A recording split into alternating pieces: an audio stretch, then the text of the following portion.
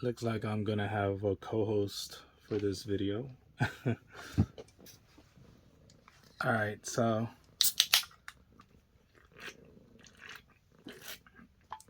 welcome again to another baseball card pack opening video, and we're gonna go cycle through all the Topps Fire 2020 packs that I have. But in addition to that, let's get another one of them stacks from. Matter of fact, let's get a couple packs only. Let's get like a good 4, 5. Actually, yeah, no, let's get like 5 packs of the Score Major League Baseball 1989 with the photo quality. So I was gonna wait until the Dodgers advanced to the next round, and they would be in the National League Championship Series, more than likely against the Atlanta Braves. But of course, that wasn't meant to be, and both the Braves and the Dodgers were upset. And yes, it was an upset. The right team got hot, and the better team that series won for both series. So yeah, congrats to the San Diego Padres. And congrats to the Philadelphia Phillies. They are now advancing to the National League Championship Series. And I could ramble on and on about what the issues were with the Dodgers. But the biggest issue is they're just too complacent.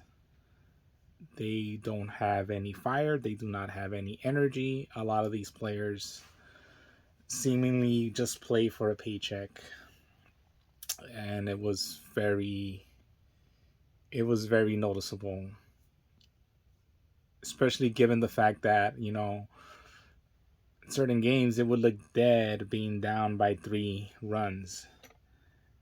And meanwhile, the Padres, they came back from a 3-run deficit. It's just like it wasn't insurmountable. They could have won. They could have won those games, but they did not. And yes, it's a lot of issues that the team still refuses to address. Most importantly is, I'm sorry, the skipper, Dave Roberts. He needs to go. In my honest opinion, he needs to go. He's done way too many. I mean, he's a great skipper in the regular season where you could make a mistake and it's only a loss, and it doesn't matter much when, you're 20 games ahead in your division. But when everything resets back down to 0 and you make those vital mistakes, pinch running for Adrian Gonzalez, pulling Rich Hill 2017, pulling Rich Hill 2018, putting in Kershaw 2019. It just, keeping Kenley 2020, that could have been a momentum changer right there. If it wasn't for the fact that Kevin Cash, are you going to leave? Oh, man. I guess he got bored of the baseball talk. So, yeah, like, if it wasn't for Kevin Cash pulling Snell in Game 6, who's to say that it wouldn't have gone to a Game 7? Because Dave Roberts did the same thing pulling Tyler Anderson in Game 5, And, and I just feel like a lot of the players are just, it's a leadership as well. It's a leadership void there, you know what I mean? I appreciate Justin Turner's contributions to the team throughout the years, but he is no longer the locker room leader, and he shouldn't be the locker room leader. If he wants to lead the locker room, he should become the new manager of the team, the new skipper of the team. That's just my honest opinion on that matter,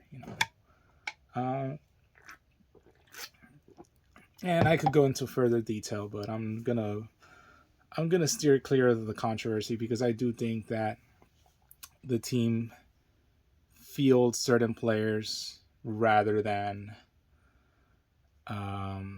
fielding better choices or going after better choices.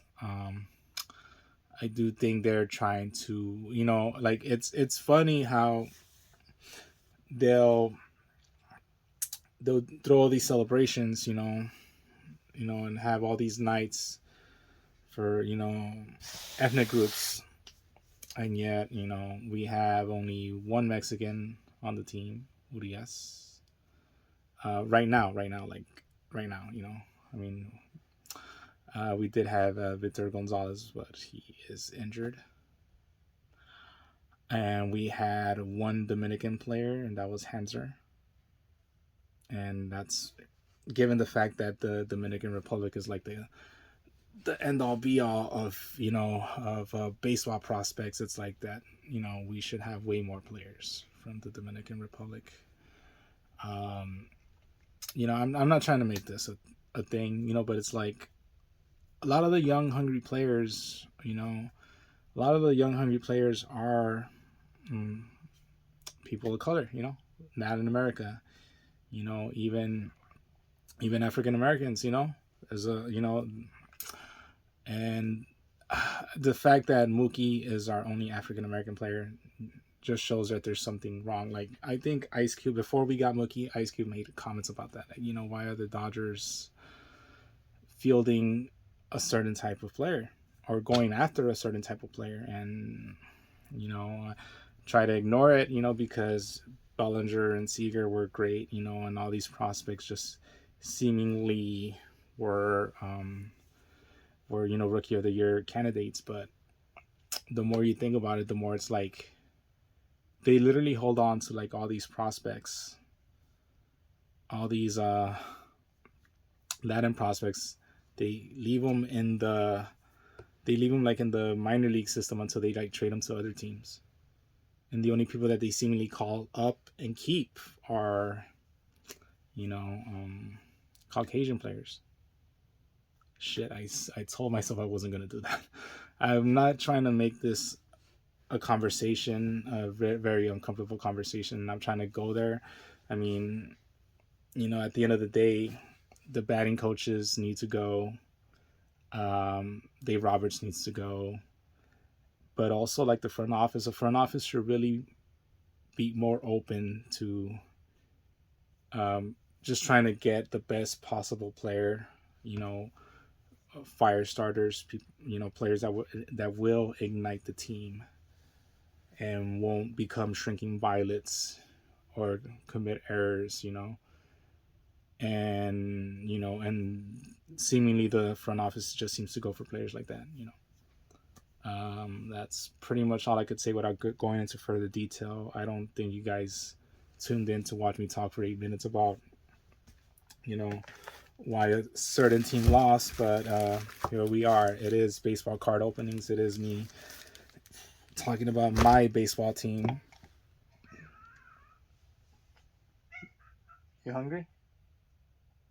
I'm gonna go feed my little buddy, but I'll be back, and yeah, I'm going right now.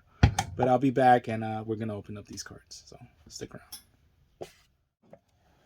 Welcome back, and in the end, I do want to address one last thing, and and it concerns sports. At the end of the day, all this is just sports, people. It's just sports. You win some, you lose some, and quite honestly, I'll easily take this loss. If it means that the Dodgers in 2020 came back against the Atlanta Braves 3-1. If it means that last year the Dodgers beat the San Francisco Giants in the division series. Yes, I know the Padres beat us in the division series, but I still think that Giants win is just it's just great. It's just something that's just great for the history of the Dodgers. It's just something that long-time rivalry, first time they met in the postseason and a postseason series per se, and the Dodgers won. You cannot trade that. I would easily not give up that postseason victory if it meant that the Dodgers were destined to lose to the Padres in 2022. It's a different sport. Um, the Rams beating the 49ers after the 49ers have shown dominance over the Rams throughout the regular season. Where have I seen that before? The Rams were the underdogs in their own stadium in the NFC Championship game. And next thing you know, the Rams won, went to the Super Bowl, won the Super Bowl. I would not trade that. If it meant that if it meant that 10 months later the Dodgers were going to lose to the San Diego Padres, oh wow, it happens. That's sports. If it meant that the Rams were going to beat the 49ers in the NFC Championship game. So, pack number 1, Chris Sabo from the Cincinnati Reds. Darrell Evans of the Detroit Tigers. Hey, Andy Van Slyke of the Pittsburgh Pirates. Scott Van Slyke's father. Gary Ritas of the White Sox. Look at that White Sox uniform. I guess 89, they were still having like that red trim uniform. I think it was like they were really close to having like like the black and white uniform with all the with the old English lettering. They were really close to that uniform at that point in time. So the Magic Motion card is 1932. Babe Bash's called home run. So I guess they're talking about Babe Ruth's hits called shot homer against Cubs in Game 3 of World Series. Yeah, I guess they're talking about that. And they also meant other facts. Tommy Bridges of Tigers misses perfect game with 2 outs in ninth when pinch hitter singles. Ooh, that's some Dave Steve type of shit right there, Scott Garrels of the San Francisco Giants. Kind of. Does he have a mustache? Yeah, I guess you could barely make out the mustache right there, but the mustache is in full center right there. Ken Phelps, the designated hitter of the Seattle Mariners. This is a Seinfeld reference right here because pretty much Ken Phelps wound up being traded to the New York Yankees for what's the name? The name evades me. It's that bald guy from the Mariners. Oh man, he looked Ken Phelps, and the name evades me right now. Dang it! But was Ken Phelps for? I don't know. But anyways, yeah, Ken Phelps ended up being on the Yankees. Never got out of it. Never amounted to anything. Meanwhile, the guy that the Yankees traded for to the Mariners was one of the contributors, along with Griffey, and them beating the Yankees in the Division Series in 1995. So, yeah. I'm trying to remember the guy's name, though. Ken Phelps for... Damn it. Okay. Dennis Boyd. Oil Can Boyd? Of the... Yeah, Oil Can Boyd of the Boston Red Sox. True story. When they say that he was the guy that jinxed the Red Sox against the Mets in '86, because he already started popping the champagne before the last out was called. And of course, that out ended up being the pivotal out that Bill Buckner, kind of misfielded. So I don't know. Bill Pecota, Royals. Scott Bankhead of the Mariners. Dwayne Ward of the Blue Jays. Don Gordon of the of the Guardians. Joe Price of the Giants. Barry Lyons of the Mets. Wasn't he like an announcer? Didn't he end up becoming like an announcer or something? John Davis of the White Sox. Matt Williams of the Giants. And a 1989 rookie card for Charlie Hayes of the San Francisco Giants. Ken Phelps for... I'm still trying to remember. I'm gonna remember at the triple blurb.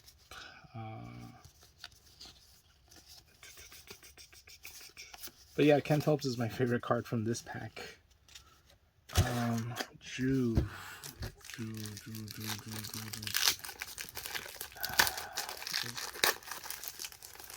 He looked like a He looked like Lennon when he would like shave his head. I'm trying to remember the player now. Jack Clark of the Yankees. Hey, Tim Raines of the Expos. Willie Randolph of the Yankees. Holy crap. Willie Randolph played until up to 1988? Jesus Christ. Jose de Leon, Cardinals. Andy Hawkins of the San Diego Padres. Rafael Ramirez of the Houston Astros. Okay, 1982, a year to remember. So let's see. Steve sets heady pace. Steve Carlton gains record fourth Cy Young Award. Brewers lose first 2 games. Take next 3 to beat Angels in American League playoffs. Dale Murphy tops in NL RBIs, is voted MVP award. Cal Ripken Jr. gains AL Rookie of the Year honors, and so on and so forth, and etc., etc. David Cone of the Mets. Of course, he would be more prominently known for his role in the Yankees. He was known at least he's known to me in the Met for being in the Mets for losing to the Dodgers in Game 7 or Game 6 of the NLCS in 1988. Scott Bradley of the Mariners. Luis Salazar of the Detroit Tigers. Darren Jackson of the Cubs. Terry Steinbach of the Oakland A's. Luis Polonia of the Oakland A's. Darryl Boston of the White Sox. Fred Manrique of the Chicago White Sox. Bobby Witt of the Texas Rangers. And John Smoltz of the Atlanta Braves. Such a Dodger-hating color commentator, if you don't mind me saying. Okay, let's go. Favorite card from this pack. Let's go with Willie Randolph. I did not believe Willie Randolph was still playing in 1988. Oh. All right, pack number 3, and I'm not gonna lie, pack number 3 feels heavier, but it's not like there's gonna be like a uniform swatch card or anything like that. I'm curious to know why is it heavier? This is before that era of like uniform swatches cards. Hey, Don Mattingly, the second worst Dodger skipper in history. Brooks Jacoby of the Cleveland Indians. Bill Dorian of the Houston Astros. Robbie Thompson of the San Francisco Giants. Hey, Ron Darling of the New York Mets. Another Dodger-hating color commentator, if you don't mind me asking. Like him having a meltdown when I guess they called that strike in Game 5 of the 2021 Division Series when the Giants pretty much lost. You could just tell he was having a meltdown due to the fact that the Dodgers won. Wade Boggs, true story, he once drank over 100 beers on a plane ride. So, 1975, Fisk hits dramatic home run. Of course, that would be the one. Stay fair. Yeah. Okay. But yeah, let's see. Carlton Fisk's foul pole home run in 12th inning of 6th game. Yeah, that's the way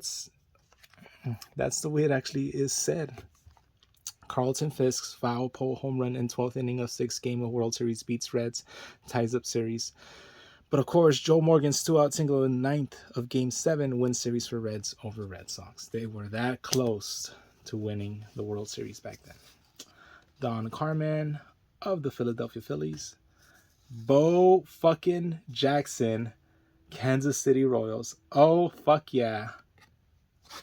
I think I just got my favorite card.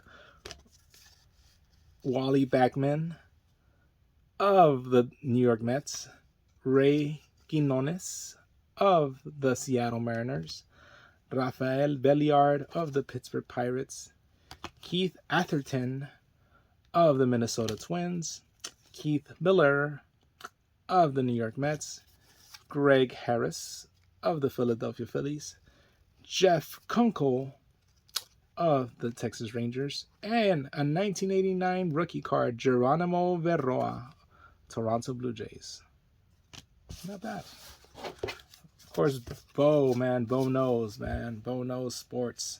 Favorite card. I think we just have a winner already, man. Out of all of this, I think Bo Jackson's gonna be the winner. Pack number 4.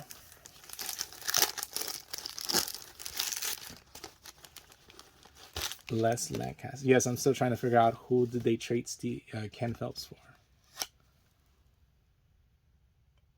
Ken Phelps for, I don't know. Les Lancaster of the Chicago Cubs. Wally Joyner of the California Angels. Ozzie Smith, the Wizard, of the St. Louis Cardinals. Bob Ojeda of the New York Mets. Greg Maddux of the Chicago Cubs. He would be better known for his tenure with the Atlanta Braves. Claudel Washington, New York Yankees. Year to remember, 1968. Denny tops 30 wins. Denny McLain becomes first to 30 in 34 years. Kyle Yastrzemski's .301 takes AL's batting title, lowest ever. Jesus. I'm wondering if that's been topped, especially since nowadays, like, offenses are boomer bust. Well, most of them. Most of them called the Dodgers. Ron Hansen becomes last to make unassisted triple play. No, I'm pretty sure an unassisted triple play has occurred recently. But yeah, 1968. Isn't that called like the year of the pitcher or something like that? Because like Bob Gibson was just dominant. John Cerruti, Blue Jays. Rafael Santana, New York Yankees. Jeff Robinson, Detroit Tigers. Rance Mulliniks, Toronto Blue Jays. Hey, Don Sutton, Los Angeles Dodgers. So I guess, sadly, I think he got on the team, and I don't think they. I mean, he's on the 1988 team, but I don't know if.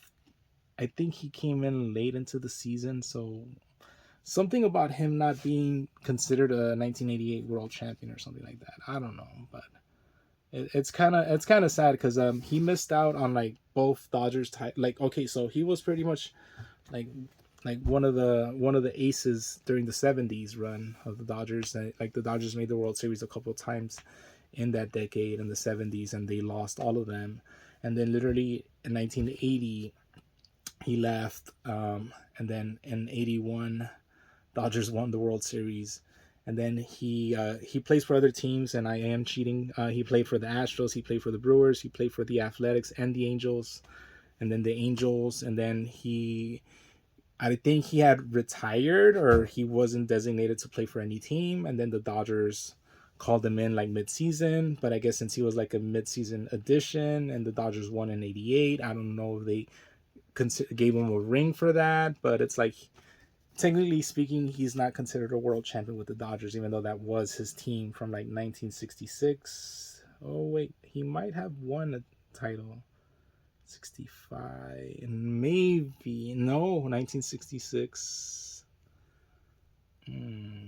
61, 63, 65, 66. I don't think so. Anyways, from 66 to 80, he was one of the Dodgers' best pitchers. So I don't know. It's just weird how things work out, Tom Foley, Expos. Tommy John of the Yankees. Yeah, he's pretty much the reason why that surgery, like he's the reason for that surgery. Like he's a name for that surgery is where I'm getting at. And Mike Harkey, 1989 rookie card, Chicago Cubs. Craig Worthington, 1989 rookie card, Baltimore Orioles. Gerald Clark, 1989 rookie card, San Diego Padres. Let's go with Don Sutton. Okay, final pack of the Topps. Of the Score 1989. Oof.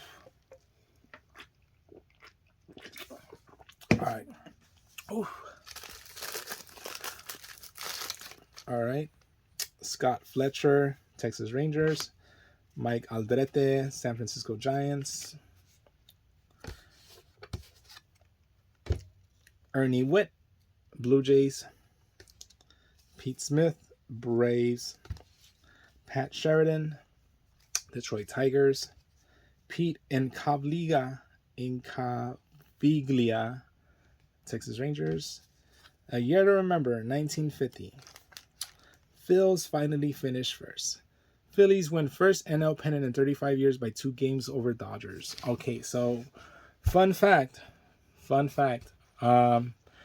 Someone had predicted that the Dodgers and the Phillies were going to meet up in the National League Championship Series, because every single time both teams have made it to a postseason, they have always met up in the NLCS.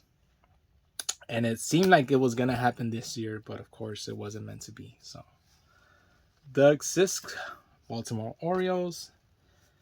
Dale Sveum, this guy, Milwaukee Brewers. Les Straker, Minnesota Twins.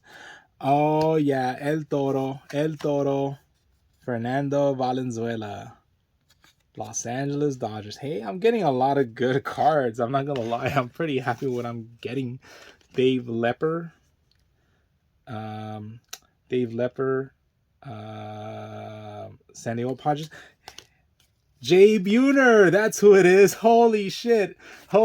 So it was pretty much Ken Phelps for Jay Buhner. I knew it was gonna happen. I knew I was gonna get him. So yeah, pretty much Jay Buhner of the Seattle Mariners.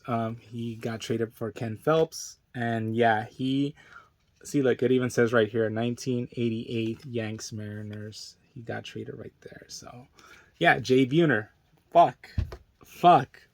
Oh man, this is. I love it when a plan. I love it when a plan comes together. Okay. So yeah, Jay Buhner for Ken Phelps. There you go. Donnie. Oh man. Donnie Moore, California Angels. So there's a sad story to Donnie Moore. So pretty much he I think it was against the Red Sox in '86. So pretty much the Angels had, mind you, the ALCS at that, or the championship series, the league championship series at that time was a best of 5, and the World Series was a best of 7 games. So Angels had a commanding 2-1 series lead over the Red Sox. They were playing in their home stadium, and they were a couple of outs away from just winning it and going to the World Series to face the Mets. Donnie Moore, being the closer, was called in, or one of their relief pitchers, one of their best relief pitchers, was called in. I'm pretty sure he was a closer because short relievers, blah, blah, blah, blah. But he did have saves. But either way, he wound up blowing the lead, and he really never got over it. He ended up committing suicide a few years afterwards, and a lot of the people that knew him say that it was all due to that failure, of not being able to protect that lead, because he shouldn't have blamed himself that much, because the Angels had another chance, one more game to play, but they played it in Boston, and the rest is history. Red Sox ended up going to the World Series in '86, losing to the Mets due to that missed grounder from Bill Buckner. It wasn't even Bill Buckner's fault, to be honest with you as well. It's so weird how, like, you think of all these sports stories and how, like, it's just so snake bitten sometimes, and and then we forget that they're human beings. I don't know where I'm getting with this. It's, like I said, it's we should just leave it at it being sports. You know what I mean? I know with the fucking opening of this video, I was like criticizing the team, but at the end of the day, it's just sports. You know, it's not that big of a deal. You know, it doesn't matter. You know, Dodgers are World Series champions, so 2020 World Series champions, and they could never take that away. I mean, they didn't take away the Astros title, so whatever. But yeah, like, you know, it's like we forget that these are human beings as well. You know, so it's like I don't necessarily blame any of the players, but I do blame management, and management should do better. So, yeah. Okay, John Franco, Reds. Was he? I don't think he was a nasty boy. 1988 highlight: Mike Greenwell. Mike, the Red Sox free-swinging young slugger, tied the AL record for game-winning RBIs on September 25th when he hit a 3-run homer and a 6-0 win over the Yankees. 4 days later, he broke Harold Baines' 1983 mark when he hit a grounder off the first baseman's glove in a 12-0 victory over the Indians. Damn, that's pretty dominant. Yeah, the Bulldog. 1988. Orel Hershiser. The streak, and of course, the streak started innocuously on August 30th, 1988, when Orel shut out the Expos in the last 4 innings of a 4-2 win. He followed that with shutouts over the Braves and Reds to gain his 20th victory. When Orel tossed successive 1-0 shutouts over the Braves and Astros, he had 4 in a row and 7 straight complete games. Suddenly, attention was paid him. There's a lot of like grammatical errors on these cards. On September 23rd, Orel shut out the Giants 3-0 on 5 hits, giving him 49 scoreless innings pitched and 5 consecutive shutouts. Facing the Padres on September 28th, Orel and Andy Hawkins each went through the first 9 innings without giving up a run. Orel had tied Don Drysdale's 20-year-old mark at 58 innings pitched. He pitched 1 more inning to raise his remarkable record to 59. Yes, and Orel deserved me to recite that orally. Yeah. Okay. All right. Jesus, I'm gonna have a hard time. It's either Fernando or Hershiser.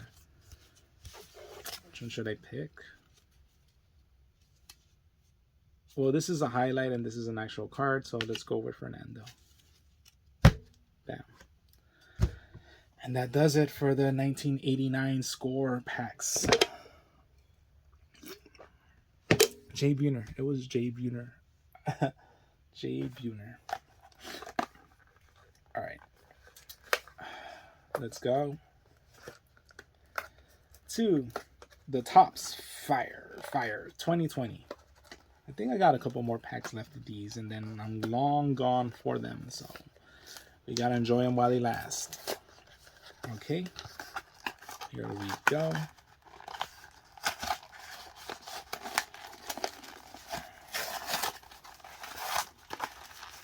Bam.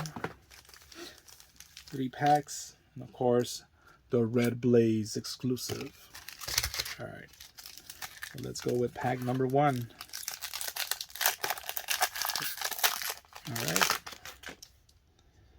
Robbie Ray, Arizona Diamondbacks. He is no longer on that team. Robinson Cano, New York Mets. I don't think he's on that team either. Hey, Cincinnati Reds, Raisel Iglesias, Smoke and Mirrors. Wow, you're only smoke and mirrors. Okay.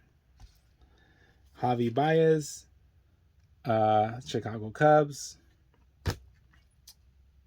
Andrew McCutchen, Philadelphia Phillies. And Brandon Crawford, San Francisco Giants. Favorite card from this pack? Let's go with the wow. Only smoking mirrors. Okay. Let's go. Okay. Carrasco, Cleveland Guardians. Carlos Carrasco, Cleveland Guardians. Pete Alonso, New York Mets. Eric Hosmer, Eric Hosmer, San Diego Padres. I don't think he's on the team anymore. And it's a holofoil. Oh, Corey Seager. Los Angeles Dodgers. He is definitely not on the team anymore, sadly. We really needed his bat. Malik Smith, Seattle Mariners. And Francisco Lindor, Cleveland Indians. He is no longer on that team either. He is on the Mets.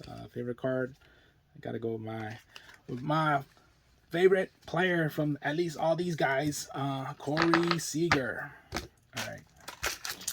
And finally, last pack of this. Let's go. The Cheater, Ryan Braun. Wilson Contreras, Chicago Cubs. Whoa, Power and Pride. Ah, fuck this guy. Fuck this guy. Oh, man. Max Muncy. I love Muncy. I even have one of his jerseys. Like, I think it's the away jersey. But dude needs to go, man. Muncy needs to go, or he needs to become a bench player. Ronald McDonald Acuna Jr. and George Springer, another cheater. 2 cheaters in one pack. Favorite card is Muncy. As much as I like Muncy, I still stand by my belief that he needs to become a bench player, man. He's not the same player he was 2 years ago. Maybe the elbow injury, but it doesn't look too good that he's going to be able to make a full recovery from it. So, we should cut our losses right now, but, whatever. Okay, 2020 Fire, Red Blaze. Let's see what I got.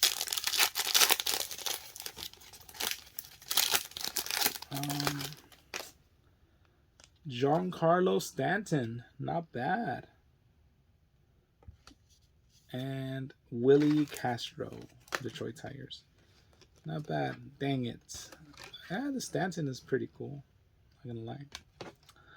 Overall, favorite card out of all these. Unanimous. Yeah. That does it. It sucks. It really sucks, but you gotta take into account that sports giveth and sports taketh away, and I gotta wait 5 more months before the Dodgers start playing, and hope infuses into my body, and then I have the feeling that they're gonna win the World Series again. It's a great feeling, it's a great feeling because nothing beats it. I guess that's the best way I could describe it. Like, why do I come back for more? Why do I come back for more torture? It's very easy to see. It's because most of the times you'll get your heartbroken. I mean, I know for a fact some people would say I lack a heart, but whatever. But yeah, you'll get your heart broken, but when things happen for you and things set themselves right, there's no better feeling than, having the team you rooted for throughout the whole season win it. Nothing beats that feeling at all. And there's certain things, there's certain coincidences that go beyond sports. We're in October, and and that's usually the time, the season of all these mystical holidays, Halloween, Day of the Dead, and I reminisce, of coincidences. And I think I've told this, I don't know if I told this on camera, but I have told this before, and it's, I didn't get a chance to celebrate the Rams Super Bowl win, as a video blog, but I guess I'll get to celebrate it now. So far right now they're 3-3. There's hope. Their bye week is next. Then they face the 49ers again, and it's a whole new season at that point. But what I'm getting at with this is, you know, there's things that go beyond sports, and sports are just a messenger. Um, I could tell you that it's kind of funny. It's kind of funny. I didn't plan this out, but it's kind of funny that this video started off with my cat on the table, because he had a sibling before, and that sibling ended up passing away. Um, I had to euthanize her, because she ended up getting cancer in her kidneys, and I still remember it. I still remember how um, the first time I realized she was sick, and that was in 2019. And I had came home. I had arrived home from a Super Bowl party, and that Super Bowl was when the Patriots beat the Rams. And I was already a Rams fan by that point, and it was pretty miserable. And my night ended up getting worse because all through that night, my other cat was wincing in pain. Took her to the vet. That's when they discovered the cancer, and they suggested that euthanization was the much more humane thing to do, rather than for her to live a life in dialysis. It happened. It was very difficult. It was a very difficult endeavor for me to take. Um, Thing is, you know, whether it's your pet or someone, much more human, your loved ones are listening to you. And they'll send you messages. And they'll send you messages in the weirdest way possible. Because, like I said, it was a short while of it was 10 days, give or take, after that Super Bowl loss of the Rams, where my cat passed away, February 13, 2019. Next thing you know, 3 years later, I didn't think much of it. The Rams wound up being in the Super Bowl again. They wound up winning it.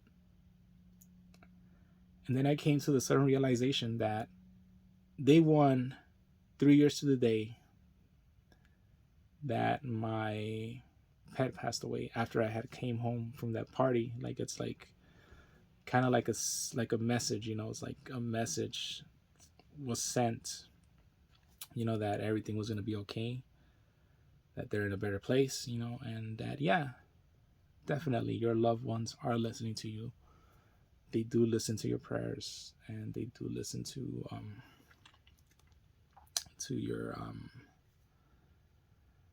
your grievances, to your grieving. There you go. That's the word I was looking for. And yeah, I didn't mean for this to be this deep, but yeah, I just, we're talking sports right now. We're talking wins and losses, and there's certain things that matter more than wins. And that's when you get messages. You get the messages that things are going to get better, that things will be better, that you will learn to just continue to live your life. And that's the most magical thing I could say in regards to sports. And, it'll be another season again. There's still hope that the Rams will repeat as champions. And there's always hope that the Dodgers next season won't choke. All right. Well, that's all I got to say. That concludes this card opening / TED Talk. And yeah, you guys take care. I'll see you guys when I see you.